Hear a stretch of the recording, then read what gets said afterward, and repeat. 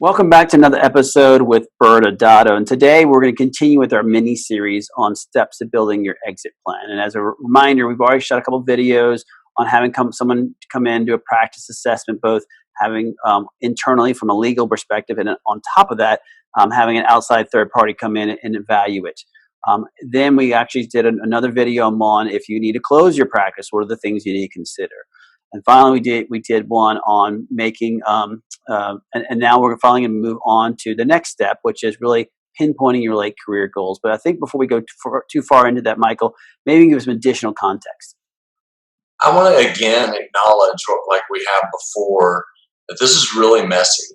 And so we know as we, try to create simple steps that the practical effect is difficult.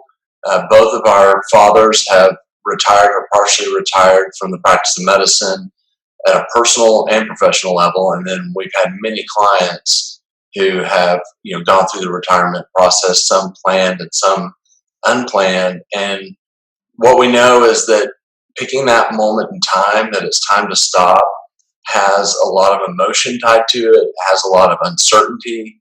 And so the big idea I would have from all of this is just the need to make a plan.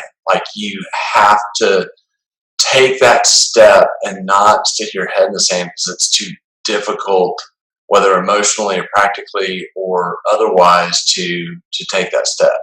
And so, like Brad said last time, we talked about, just assessing where you are, the practice assessment, really having a realistic view of your practice and its benefits and its warts, and you have an opportunity to fix those warts even if you're not retiring now.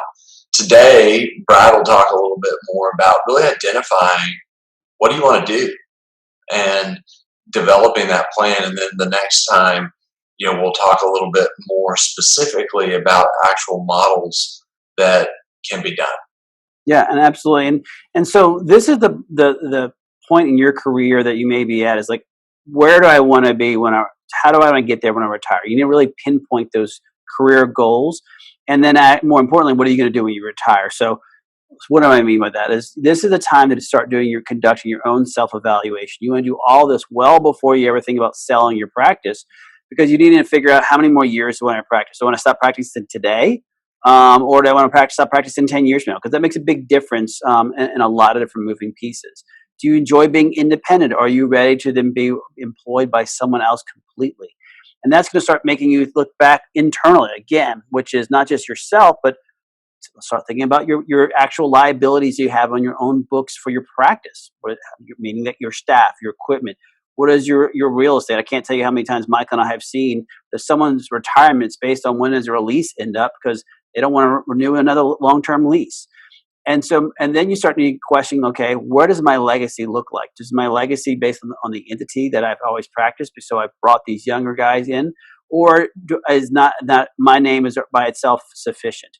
All these are things you need to consider when you're evaluating where you want to be as far as when you get ready to retire. But there's some other next steps they should probably consider, Michael. Yeah, and we have the two ends of the spectrum: clients that tell us that they're going to be wheeled out of the operating room in a casket, and that's their exit plan. And then some that have dreams of riding off into the sunset and